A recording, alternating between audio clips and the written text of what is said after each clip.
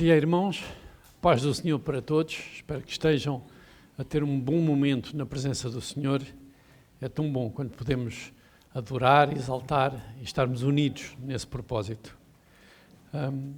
Eu queria então hoje continuar o conjunto de mensagens que decidi fazer acerca do conteúdo da primeira carta do apóstolo Paulo aos Coríntios e já vai ser a quarta mensagem que vou fazer sobre esse tema.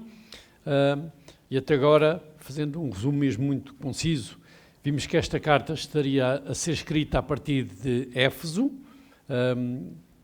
durante a terceira viagem que o apóstolo Paulo estava a fazer, a terceira viagem missionária, e mais ou menos por altura do ano 55, 56 depois de Cristo, ele estaria a escrever então em Éfeso para os coríntios. Corinto estava localizada no sul da Grécia, na província romana da Acaia, a cerca de 70 km a oeste de Atenas. Ela tinha sido reconstruída pelos romanos, cerca do ano 44 a.C., por Júlio César, alguns meses apenas antes dele morrer. Daí ele ter chamado esta colónia, a colónia Laus Julia Corinthiensis, que quer dizer colónia de Corinto em honra de Júlio. Eles tinham esta mania de centrar neles. E o que é importante aqui é que ela tinha sido colonizada com ex-escravos, ou seja, pessoas que tinham sido escravas e tinham sido libertos, por veteranos do exército romano, alguns locais e pessoas que tinham sido deslocados de vários sítios para lá pelos romanos. Por essa altura também, então, a maioria dos cidadãos daquela cidade eram gregos, romanos e judeus. Portanto, havia estas três culturas misturadas. E calcula-se que a cidade fosse mesmo muito grande. Há alguns estudiosos que dizem que poderiam ter cerca de 200 mil habitantes naquela altura, se bem que é um número muito difícil de comprovar, porque as escavações e tudo mais que têm sido feitos não permitem comprovar exatamente qual o número. Sabia-se que era uma das 5 cidades mais importantes do Império Romano. O ambiente da cidade que se vivia, mesmo para aquela época, era um ambiente tão moralmente corrupto que o termo coríntio era associado a coisas más. Se uma mulher dizia-se que era uma moça de Coríntio, era associada à má vida. Qualquer pessoa que dissesse tens um comportamento de Coríntio era quem era aldrabão, trapaceiro, enganador, portanto, uma série de coisas associadas. Paulo vai, no capítulo 6, nos versículos 9 e 10, vai enumerar uma série das coisas que eram praticadas naquela cidade. A igreja, então, tinha sido fundada por Paulo na sua segunda viagem, e daí Paulo agora estar preocupado com o comportamento e com as notícias que ele teve da igreja. Ela demonstrava ser incapaz de se afastar totalmente desta cultura, deste ambiente em que vivia. Ela estava dividida, no meio dela havia membros que praticavam ainda coisas do tempo em que não eram crentes, ou seja, não tinham ainda mudado alguns comportamentos, e Paulo, ao lhes enviar esta carta, vai querer que a união seja restabelecida e vai-lhes mostrar em torno de quê é que essa união tem que ser restabelecida. Ele também vai corrigir as irregularidades da doutrina, as práticas erradas que a igreja continuava a viver, os seus membros. Então, vamos continuar ainda. E os primeiros 4 capítulos deste livro falam exclusivamente sobre isso, sobre esta divisão que havia. E Paulo vai utilizar uma coisa muito interessante. Ele vai agarrar no pensamento judaico e no pensamento grego. Então vai misturar e vai mostrar o que é que um e outro, quais são as maneiras de olharem para o mundo destes dois povos, e a partir daí ele vai construir aquilo que nós vamos trabalhar. E dei o nome a esta partilha então, a sabedoria e o poder de Deus. E para isso nós vamos ler 1 Coríntios 1, a partir do versículo 17. 1 Coríntios 1, a partir do versículo 17.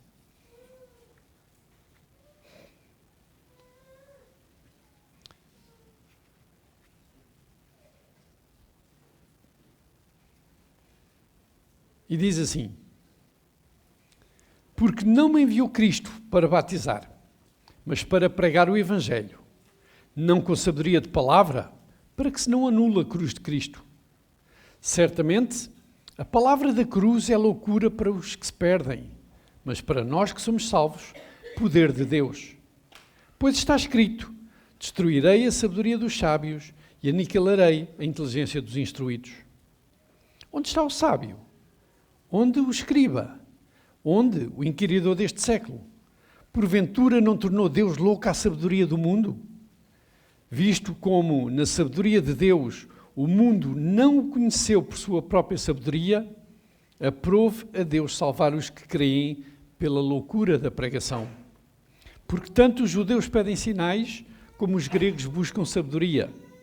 Mas nós pregamos a Cristo crucificado, escândalo para os judeus, loucura para os gentios. Mas para os que foram chamados, tanto judeus como gregos, pregamos a Cristo, poder de Deus e sabedoria de Deus. Porque a loucura de Deus é mais sábia do que os homens, e a fraqueza de Deus é mais forte do que os homens. Irmãos, reparai, pois, na vossa vocação, visto que não foram chamados muitos sábios segundo a carne, nem muitos poderosos, nem muitos de nobre nascimento. Pelo contrário, Deus escolheu as coisas loucas do mundo para envergonhar os sábios, e escolheu as coisas fracas do mundo para envergonhar as fortes.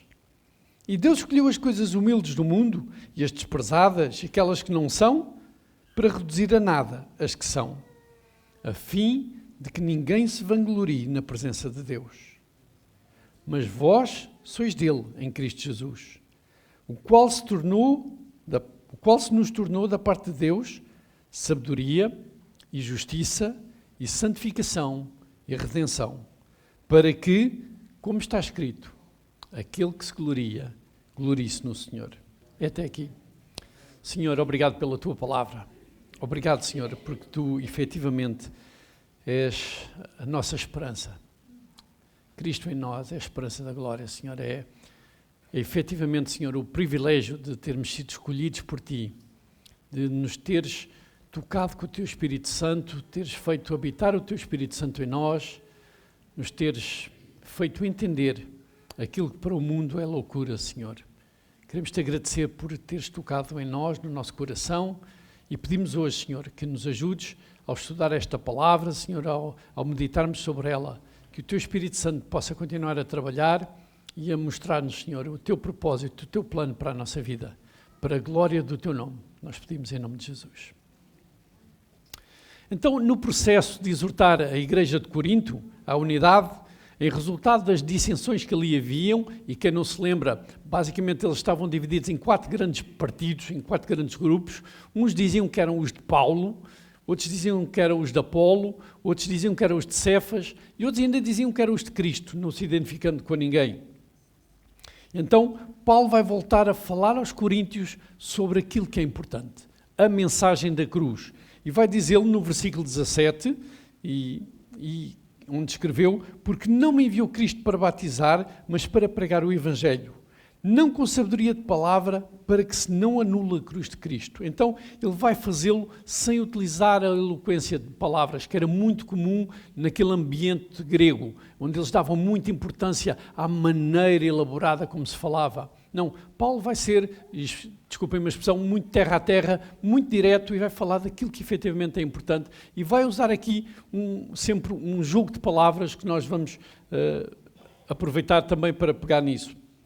Então, ele vai utilizar os judeus e os gregos. Vai usar estes 2 grupos como 2 formas distintas de pensar, de olhar para o mundo, de estar, e vai ver como é que eles pensam sobre a sabedoria, o que é a sabedoria deles, mas numa perspectiva humana. E vamos pegar mesmo nisso, nessa perspectiva humana de pensar, e Paulo vai dizer que Deus tornou louca este tipo de sabedoria e que, através desta sabedoria humana, nós nunca podemos conhecer a Deus, nunca nos vamos poder chegar a Deus. Vejamos então o que é que cada uma destes grupos, os judeus e os gregos, como é que eles se enquadravam. E pegamos primeiro nos judeus. Foi Deus quem escolheu os judeus para serem o seu povo. Em Deuteronômio 7,6 isso está muito claro. E Deus vai dizer que não os escolheu porque era um povo numeroso, não os escolheu porque era mais poderoso que os restantes, mas porque o Senhor os amou e porque quis guardar a promessa que tinha feito a Abraão. Nessa promessa que Deus fez a Abraão, Deus diz que dele nasceria uma grande nação. E essa promessa incluía ainda uma bênção para todas as famílias da terra. Mas o povo de Israel, e vou resumir mesmo muito, falhou redondamente neste propósito. Falhou no relacionamento com Deus e falhou também na sua missão. Deus foi levantando profetas para corrigir o povo, mas o povo teimava em não obedecer. Ou ignorava a mensagem dos profetas, ou quando não ignorava, rapidamente esquecia daquilo que tinha sido anunciado. Então Deus permitiu numa primeira fase que o reino do norte fosse invadido pelos assírios e alguns anos mais tarde o reino do sul, Judá, fosse invadido pelos babilónicos. Então o povo viu-se de repente no cativeiro. E é no cativeiro que vão surgir então um conjunto de grupos, entre os quais os fariseus. E fariseu é de uma palavra hebraica que significa separado. Não é? É interessante vermos esta nomenclatura. O que eles queriam era manter o temor ao Senhor. Era um propósito muito nobre. Mas este temor levou a que se tornassem religiosos. E tornaram-se religiosos porquê? Porque além de darem valor às Sagradas Escrituras, àquilo que estava escrito, a palavra escrita como inspirada por Deus, eles davam tanto valor, ou mais valor ainda, à tradição oral que tinha sido passada por gerações. E faziam isto porque diziam que estas tradições remontavam a Moisés. E, portanto, para eles Moisés era o profeta. Então, era um partido muito importante, porque eles tinham parte na parte toda de governo de Israel, na parte religiosa de Israel. Jesus vai repreender esta postura dos fariseus, e podemos ver isso em Marcos 7, versículos 6 e 7, quando diz, respondeu-lhes, bem profetizou Isaías a respeito de vós, hipócritas, como está escrito, este povo honra-me com os lábios, mas o seu coração está longe de mim, e em vão me adoram, ensinando doutrinas que são preceitos de homens. Então o que Jesus está a criticar é que eles darem tanto valor aos preceitos de homens como à palavra escrita. E ele está a dizer que a palavra escrita é que tem valor. Os líderes tinham-se tornado hipócritas. Eram separados, mas pelas razões erradas. Eram legalistas, eram hipócritas, orgulhosos, faziam acessão de pessoas, viviam de aparências baseadas em práticas religiosas e não tinham o verdadeiro temor do Senhor. Eram zelosos pelo cumprimento da lei, mas criam na justiça própria, que procede da lei. E é interessante que Paulo vai dizer, e isto, a passagem está em Filipenses 3, que a Filipa também leu uma parte, e eu recomendo mesmo que leiam o capítulo todo em casa, mas Paulo vai dizer que, segundo essa justiça própria, ele era irrepreensível, mas o que para ele era lucro, o vai considerar perda por causa de Cristo. E essas palavras são muito profundas. Quando Paulo vai dizer que não é a justiça própria, nós nunca nos conseguimos justificar pela lei. E Paulo vai bater isso em muitas cartas por causa do ensino todo judaizante que se vivia naquela época. Uma das características então dos judeus é que eles esperavam um Messias libertador. Um Messias que iria restabelecer o seu reino na terra a partir da nação de Israel. Eles criam então no Messias que viria como conquistador, um herói. Não é como nós vemos hoje nos filmes. Eles criam naquilo que as Escrituras falavam sobre o reino vindouro. Um reino onde existiria longevidade, um reino onde existiria paz, onde as férias seriam mansas e tantas outras coisas que as Escrituras apresentam. Quanto ao Messias sofredor, que é relatado em Isaías 53, para uma certa linha de pensamento judaica, essa passagem não se aplica ao Messias. Aplica sim à nação de Israel, à nação onde o Messias pertence. Mas noutra linha de pensamento judaico, o que eles queriam é que viriam dois Messias. Haveria de vir um Messias sofredor e haveria de vir então o tal Messias conquistador, o libertador. E esse viria em poder. Hoje, que nós temos a revelação completa na Bíblia, irmãos, nós sabemos que existe apenas um Messias, que é Jesus Cristo, o Filho de Deus. Queremos que ele veio uma primeira vez como um Messias sofredor e nessa altura veio para tratar do pecado. Mas ele irá regressar na sua segunda vida para buscar a sua noiva, a sua igreja, e vai implantar definitivamente o seu reino. E nesse reino ele irá reinar e governar com todos aqueles que foram lavados e purificados no sangue do Cordeiro. Os salvos são os redimidos, são aqueles a quem foram perdoadas todas as transgressões por causa da fé em Cristo Jesus, que é o Cordeiro de Deus que tira o pecado do mundo. Por isso, Paulo vai dizer no versículo 22 que os judeus buscam sinais.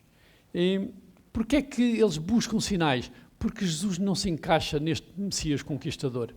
Eles estavam a aguardar esse Messias e aquilo que Jesus veio, tudo o que ele diz, não encaixa nisso.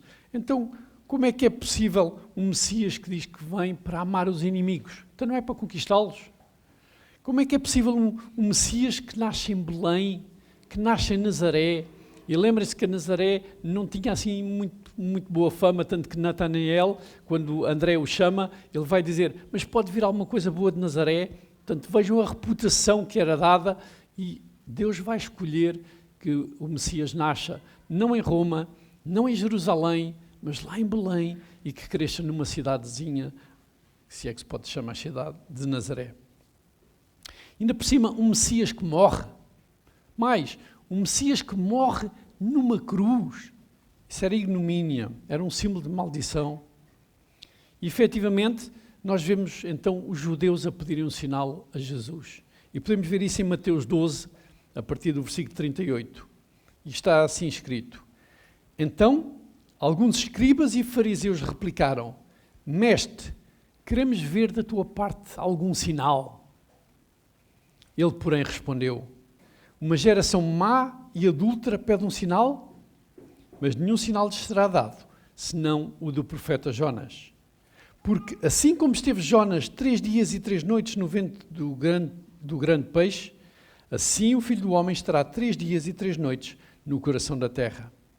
Então o sinal a que Jesus se refere é este mesmo, e significa a sua morte, o seu sepultamento e a sua ressurreição.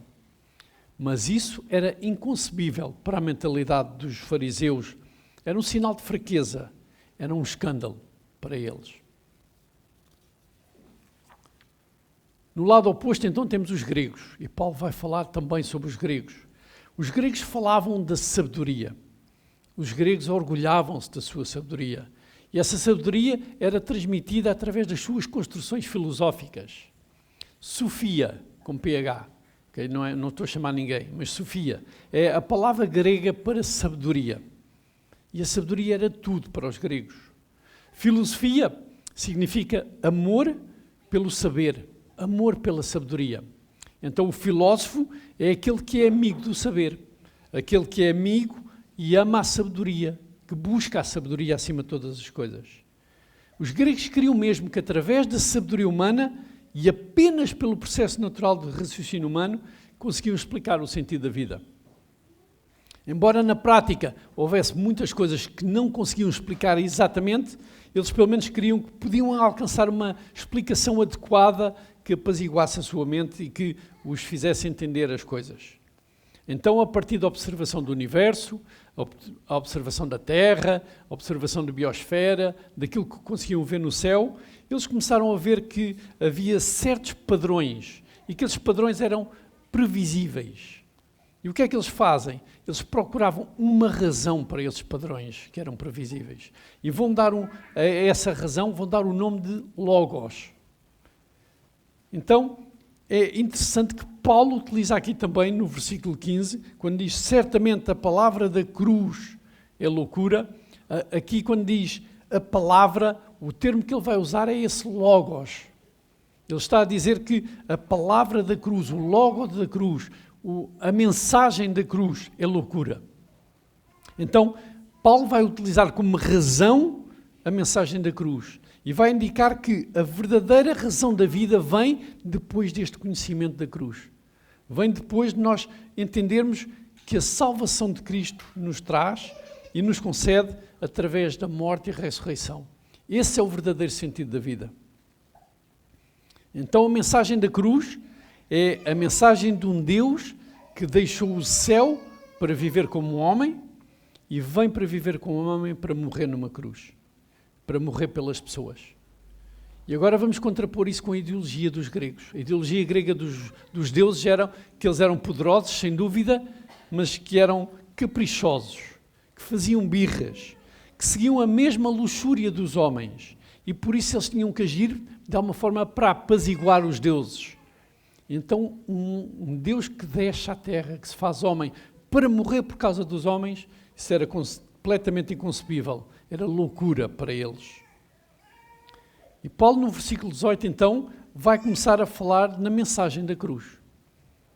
Ele vai dizer que o Logos, esta mensagem, esta palavra, é loucura para os que se perdem, mas para nós que somos salvos, é o poder de Deus. Ele faz referência a Isaías 29:14, de seguida, no versículo 19, quando diz: pois está escrito, destruirei a sabedoria dos sábios e aniquilarei a inteligência dos instruídos. Porque no tempo do profeta Isaías também já Israel vivia com este princípio de recorrer à sabedoria humana, em vez de recorrer à sabedoria divina. Os gregos, claro, que exacerbaram isso e para eles era o mais importante. No versículo 20, Paulo vai dizer: onde está o sábio? E aqui citas Isaías 44:25, em que Deus diz que derribará o conhecimento dos sábios e o transformará em loucura. E Paulo está sempre a brincar com estes termos, com esta contraposição, ou seja, a sabedoria e a loucura. Neste versículo, Paulo utiliza os escribas e o inquiridor deste século como aqueles que têm o conhecimento, mas que o utilizam numa perspectiva humana. A busca é feita numa perspectiva humana. A busca é centrada na humanidade. São aqueles que questionam, mas que efetivamente não se querem submeter a nada mais do que apenas ao raciocínio humano. Então nunca chegarão a lado nenhum, a não ser a mais perguntas. Então Paulo mostra como Deus torna louca, e quando se fala louca estamos a falar de infrutífera, sem resultados, a sabedoria do mundo. E vai revelar que aprove a Deus, ou seja, é da vontade de Deus, que as pessoas fossem salvas, não pela sua capacidade intelectual, não pelo conhecimento que detinham, mas apenas por sua exclusiva vontade, a vontade de Deus. E isso através da pregação da cruz, que é uma loucura para o mundo, quando é anunciada. Então Paulo vai dizer aquelas palavras que vão confirmar esta dicotomia entre os judeus e gregos. No versículo 22 ele diz: porque tanto os judeus pedem sinais, como nós vimos, como os gregos buscam a sabedoria, que também estivemos a ver. Mas o que é que ele diz? No versículo 23, nós pregamos a Cristo crucificado. E isso é escândalo para os judeus e é loucura para os gentios. Então, ele vai usar esta contraposição e mostrar o que é contrário à fraqueza ou ao escândalo que tanto judeus como gregos têm. E vai falar no versículo 24, mas para os que foram chamados, ou seja, aqui vemos uma vez mais a vontade de Deus, para eles que foram chamados, sejam judeus, sejam gregos, pregamos a Cristo, que é poder de Deus e a sabedoria de Deus. E Paulo vai continuar a brincar então com a loucura e a sabedoria, a fraqueza e o ser forte. E vai dizer no versículo 24, então, no versículo 25, porque a loucura de Deus é mais sábia do que os homens. E a fraqueza de Deus é mais forte que os homens. Claro que ele aqui está a brincar, porque Deus nem sequer é fraco, nem Deus sequer é louco. Mas na perspectiva humana é. Na perspectiva daqueles que não foram chamados. Na perspectiva daqueles que buscam apenas na sua própria sabedoria, isto efetivamente é loucura e é fraqueza. Um Deus que vem ao mundo ter com os homens. Um Deus que morre na cruz pendurado. Isso não tem sentido. Porquê é que eu tenho que crer neste Deus? Porquê é que Ele teve que pagar por mim? Isto é loucura aos olhos da humanidade. Então Paulo continua a brincar com o que os judeus e os gregos pensam, onde esta mensagem, como eu disse, é escândalo e loucura. Se para os gregos aquilo que Deus fez através da crucificação de Jesus Cristo é loucura, então essa suposta loucura é mais sábia do que os homens. Porque vai trazer a sabedoria, a revelação. Se para os judeus é fraqueza o Messias morrer numa cruz, então essa suposta fraqueza de Deus é mais forte que os homens, porque também é aquilo que vai dar o poder de nos tornarmos filhos de Deus. O que Paulo está a dizer-nos então é que não tem que haver um equilíbrio entre gregos e judeus. Não é de um equilíbrio entre estas duas formas de pensar que chegamos ao conhecimento. Não é juntando o melhor de um e do outro. Não, o que Paulo vai dizer é que é uma forma completamente diferente de ver, de sentir, de pensar. E eu escrevi e disse que é um poder sobrenatural e uma sabedoria divina. É aquilo que nos permite aproximar do Senhor. Quer para os gregos, quer para os judeus que foram chamados, Cristo é anunciado como sendo o poder de Deus e a sabedoria de Deus. Então Paulo vai finalizar tudo isto quando está a brincar com esta fraqueza e poder, quando está a brincar com a loucura e a sabedoria, e vai colmatar numa coisa. Diz, o verdadeiro poder e a verdadeira sabedoria estão em Cristo. É a mensagem do Evangelho. E ele vai dizer isto porque só é capaz de ver isto quem o vê através do Espírito Santo. E ele vai apresentar isso no capítulo 2, no versículo 14, vai dizer mesmo que essas coisas têm que ser discernidas espiritualmente e que são loucura para o homem porque não é possível entendê-las. Paulo vai então apresentar a razão de Deus agir assim. Porque é que Deus fez desta maneira? E vai continuar a usar esta dicotomia entre o fraco e o poderoso e entre o louco e o sábio. No versículo 26 ele diz, irmãos, reparai, pois, na vossa vocação, a vossa chamada, visto que não foram chamados muitos sábios, segundo a carne, nem muitos poderosos, nem muitos de nobre nascimento. Pelo contrário, Deus escolheu as coisas loucas do mundo para envergonhar os sábios e escolheu as coisas fracas do mundo para envergonhar as fortes. E Deus escolheu as coisas humildes do mundo e as desprezadas e aquelas que não são, para reduzir a nada as que são. E vai concretizar dizendo o porquê, a razão disto tudo, a fim de que ninguém se vanglorie na presença de Deus. Deus não quer que ninguém se ache merecedor de nada. Deus não quer que ninguém ache que mereceu a salvação, que teve mérito nesse processo, porque a glória é toda dele. É tudo por exclusiva vontade dele. A ele devemos a glória do que ele fez em cada um de nós. A ele somente. Foi Deus quem escolheu. Irmãos, se nós estamos hoje aqui, não é pelo nosso mérito, não é porque tenhamos algum poder, não é porque tenhamos algum estatuto, não é por causa do apelido que cada um tem de família, não é pela nossa condição financeira, não é pelo nosso nível de escolaridade, nem sequer pelo nível de sabedoria que cada um possa ter. É porque efetivamente nós fomos escolhidos, nós fomos resgatados por sua iniciativa. É porque fazemos parte daqueles então que reconheceram o quão imerecido é o sacrifício de Jesus em nosso lugar. Nós não merecíamos. É porque reconhecemos que efetivamente éramos fracos e loucos antes de conhecermos a mensagem do Evangelho e queríamos em nós próprios. É porque reconhecemos que não havia nada na nossa humanidade que pudéssemos fazer e nos justificar perante Deus. Nós não conseguiríamos conquistar o amor de Deus através de nada que fizéssemos. É tudo pela misericórdia e graça do Senhor. É porque reconhecemos quem Jesus é para nós e o que representa, efetivamente, aquilo que Ele fez na cruz do Calvário. A sua morte, o seu sepultamento, a sua ressurreição. É porque reconhecemos que, efetivamente, Jesus é o poder de Deus, Jesus é a sabedoria de Deus e a nós nos foi dado o dom da fé, o dom de crer em tudo isto. E é assim que Paulo vai terminar esta parte que nós lemos, a explicar o que Cristo é para nós, o que Cristo é em nós. E no versículo 30, Paulo vai dizer, mas vós sois dele em Cristo Jesus, o qual se nos tornou, da parte de Deus, sabedoria, justiça, santificação e redenção, para que, como está escrito, aquele que se gloria, glorie-se no Senhor. Então, sabedoria. Porquê sabedoria? Porquê é que Jesus se tornou sabedoria? Porque para nós nos foi revelado. Ele tornou-se a revelação. ele tornou-se então, da parte de Deus, o conhecimento máximo que nós podemos ter do propósito de Deus para as nossas vidas.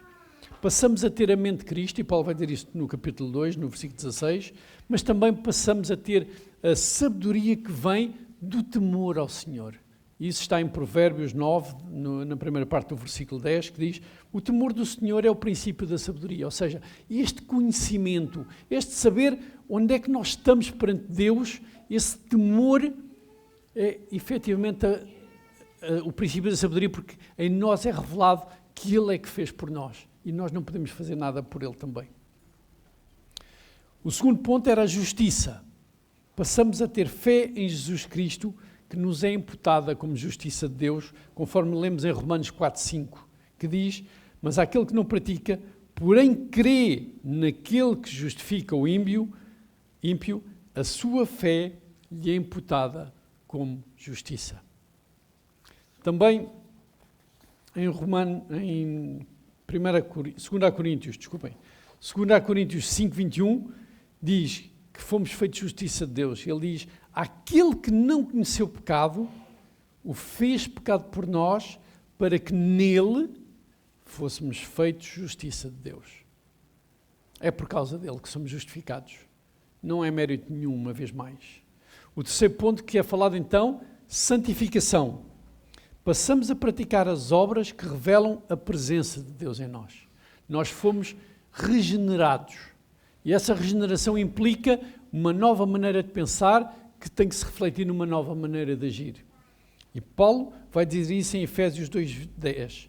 Porque somos feitura sua, ou seja, fomos feitos de novo. Somos feitura sua, criados em Cristo Jesus para as boas obras, as quais Deus preparou para que andássemos nelas. As boas obras não é só fazer o benzinho e ajudar os velhinhos a atravessar a estrada e a ser bondosos. Não tem a ver com isso, tem a ver com praticar a justiça de Deus. Pôr em prática aquilo que Ele nos pede a fazer. Essas são as boas obras. São as obras que revelam que nós fomos mudados, transformados pela mensagem do Evangelho. E por último, a redenção. E o ser redimido está muito associado também a um resgate. É o que a palavra original quer dizer. E esse resgate, essa redenção vem pelo poder do sangue de Jesus. Efésios 1:14 diz: o qual, referindo-se a Jesus, é o penhor da nossa herança, para a redenção da possessão de Deus, para louvor da sua glória. Também Pedro vai escrever isto na sua primeira epístola, no capítulo 1, versículos 18 e 19, dizendo: sabendo que não foi com coisas corruptíveis, como prata ou ouro, que fostes resgatados da vossa vã maneira de viver, que por tradição recebestes dos vossos pais, mas com o precioso sangue de Cristo, como de um cordeiro imaculado e incontaminado. E qual o propósito de Paulo estar a dizer isto tudo? Qual o propósito deste plano de Deus? É que em tudo Deus seja glorificado. E Paulo vai citar Jeremias 9:29, quando diz: aquele que se gloria, glorie-se no Senhor. E o que é que Jeremias 9:29 diz? Diz: mas o que se gloriar, glorie-se nisto, em me conhecer e saber que eu sou o Senhor e faço misericórdia, juízo e justiça na terra, porque destas coisas me agrado, diz o Senhor. Irmãos, hoje falamos então daquilo que parece ao ser humano ser a loucura e a fraqueza de Deus. Mas vimos que apenas aparenta, não é verdadeiramente, porque na verdade aquilo que para nós é fraqueza e loucura é o poder e a sabedoria de Deus, e é Cristo Jesus. Que possamos aprender a gloriar-nos no Senhor. Que a nossa busca, então, a partir deste conhecimento que nos foi dado, esta revelação, seja conhecê-lo mais. Seja submetermos cada vez mais ao seu senhorio. Porque nós gostamos de chamá-lo de Senhor. Mas chamá-lo de Senhor implica isso, reconhecer que Ele efetivamente é o Senhor. Temos que reconhecer também a sua misericórdia na nossa vida. Nós não éramos dignos de nada. E, portanto, a nossa gratidão nasce de não sermos merecedores, mas temos recebido tudo com Cristo. E sabermos que dele vem o juízo e a justiça, não de nós próprios. Nós não podemos aplicar a nossa justiça, o nosso juízo em nada deste mundo. Nós temos que usar o juízo e a justiça de Deus. Quero terminar a enquadrar o que lemos, então, no contexto da carta de Paulo. Nós lemos um texto isolado, mas este texto tinha uma finalidade. E a finalidade era as divisões que haviam na igreja. Ele pretende que esta igreja entenda, a igreja de Corinto, mas não só a igreja de Corinto, porque o Senhor permitiu que esta carta fizesse parte do cânon da Bíblia, portanto é da revelação de Deus e é para nós hoje também. Deus então pretende que a igreja se foque em Deus e na mensagem do Evangelho de Jesus Cristo. Não na eloquência de líderes, não naquilo que é o pensamento humano, na sabedoria humana. E portanto Paulo vai dizer, se há divisões na igreja, se as pessoas ainda estão a ligar-se a esta sabedoria humana, então é porque cada um está a procurar a sua própria carnalidade ainda, em vez de submeter-se a Cristo. Por isso Paulo vai dizer no capítulo 3 que teve que lhes falar como a carnais e não como a espirituais, apesar deles conhecerem o Evangelho. E o que é que isto significa para nós? Será que reconhecemos que somos de Cristo e não de nós próprios? Quem é o Senhor da nossa vida? Será que, sabendo quem é o Senhor, nós nos entregamos a esse senhorio? E Paulo mostra então que a mensagem da cruz é mais importante do que o mensageiro. Por isso, se não há união, é porque eles estão a dar mais atenção ao mensageiro do que à mensagem. E a mensagem é que é a vida. A mensagem ainda não está a ser para os coríntios o poder e a sabedoria de Deus na vida deles. E para nós, significa então que se temos Cristo em nós, os nossos gostos, os nossos temperamentos, a nossa maneira de ver a vida não se podem sobrepor à vontade de Deus. E a vontade de Deus parte também nisto, que é o contrário das divisões, que é o amor uns aos outros. E vamos ler 1 João 4, a partir do versículo 13, onde está explicada exatamente esta relação entre termos sido chamados, termos sido abençoados com o amor de Deus e como é que isso se reflete depois nas tais boas obras que têm que ser praticadas em amor. E diz assim, nisto conhecemos que permanecemos nele e ele em nós, em que nos deu do seu Espírito. E nós temos visto e testemunhamos que o Pai enviou o seu Filho como Salvador do mundo. Aquele que confessar que Jesus é o Filho de Deus, Deus permanece nele e ele em Deus. E nós conhecemos e cremos no amor que Deus tem por nós. Deus é amor, e aquele que permanece no amor, permanece em Deus e Deus nele. Nisto, em nós aperfeiçoado o amor, para que no dia do juízo mantenhamos confiança. Pois segundo ele é, também nós somos neste mundo. Ou seja, este amor tem implicações na maneira como nós somos neste mundo. No amor não existe medo. Antes, o perfeito amor lança fora o medo. Ora, o medo produz tormento. Logo, aquele que teme não é aperfeiçoado no amor. Nós amamos porque ele nos amou primeiro. E se alguém disser, amo a Deus, e odiar a seu irmão, é mentiroso. Pois aquele que não ama a seu irmão a quem vê, não pode amar a Deus a quem não vê. Ora, temos da parte dele este mandamento, que aquele que ama a Deus, ame também a seu irmão. Então, vejam como é que a igreja de Corinto estava a viver. Eles viviam em dissensões, e dissensões são lutas ferozes, mesmo discussões rígidas. Isto estava a dividir a igreja. E o que Paulo vai mostrar é exatamente o contrário. Vai voltar a focá-los no Evangelho para eles perceberem, vocês têm que olhar as coisas da perspectiva de Deus, da sabedoria e do poder de Deus, de Cristo em vós, do Espírito Santo que em vós foi colocado. E o contrário do que vocês vivem é o amor pelos irmãos. E isso vai ser a maneira como vocês vão mostrar que Deus está em vós também. Ou seja, se não nos amarmos a nós uns aos outros, não haverá união, vai haver divisão. Porque não estamos a viver na obediência a este mandamento que acabamos de ler. E se há divisão, vamos ser como carnais, ou seja, não vamos andar pelo Espírito. Não vamos ser, então, muito diferentes dos judeus, que eram legalistas e agarrados à justiça das obras. Não vamos ser muito diferentes dos gregos, que achavam que eles é que tinham a sabedoria, que sabiam todas as coisas. E nós não somos tantas vezes assim no meio das diferendas que há entre nós. Nós não achamos, nós é que temos sempre a razão, nós não achamos que nós é que conseguimos ver, nós é que conhecemos e somos muito justos, nós é que somos os mais fiéis a Deus, e às vezes isso faz com que nós não consigamos olhar para uns para os outros, para os nossos irmãos na fé, e crer que Deus ainda está a fazer um trabalho. Tal como ainda não está terminado em nós, também não está terminado nos outros. E nós não somos chamados para ser aquele que traz, ainda mete mais peso em cima. Pelo contrário, nós somos chamados para nos levantarmos uns aos outros. Por isso é que Deus nos manda andarmos 2 a 2, no sentido de que um, se estiver fraco, o outro o levanta. Se um estiver frio, o outro vai esquentá-lo. Este é o propósito desta união, deste amor. E esse é o desafio que as Escrituras nos deixam hoje. Reconhecer quem somos em Cristo. O que é que efetivamente este conhecimento fez em nós? O que é que Cristo se tornou para nós? O que é que a mensagem do Evangelho é para nós? Continua a ser loucura? Ou é sabedoria de Deus? Continua a ter ou não ter o poder de nos transformar? Então que não voltemos à loucura do homem natural, que olha e vê o mundo segundo os próprios olhos, segundo os próprios sentimentos, mas que possamos viver com a plenitude do Espírito Santo. Que possamos deixar o Senhor trabalhar em nós e através de nós.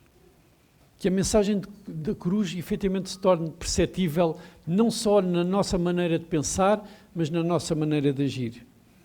Mas que isso contribua e também nos ajude no nosso processo de santificação, que não está terminado, irmãos. Todos estamos nesta caminhada. Nós queremos efetivamente andar nas tais obras que o Senhor preparou para andarmos nelas e principalmente através da prática do amor uns aos outros, segundo Deus nos mandou. Irmãos, a Igreja do Livramento irá crescer para a glória de Deus à medida que conseguimos melhor nos relacionar uns com os outros, colocar em prática este amor uns aos outros e o fizermos para glorificar a Deus através desses relacionamentos. Esse é o propósito destes relacionamentos, é crescermos e nos edificarmos em amor. Que possamos nos oferecer a Deus, como diz o apóstolo Paulo, em sacrifício vivo, santo e agradável. Isto é não fazer a vontade da carne, é subjugar a vontade da carne ao Espírito. E não é fácil muitas vezes, irmãos. Muitas vezes somos levados a fazer coisas contrárias à nossa natureza humana, contrária à nossa maneira de estar e de pensar, mas esse é o tal sacrifício que Deus nos pede. É o tal sacrifício vivo que é agradável a Deus. É ir contra as nossas convicções, contra o nosso orgulho.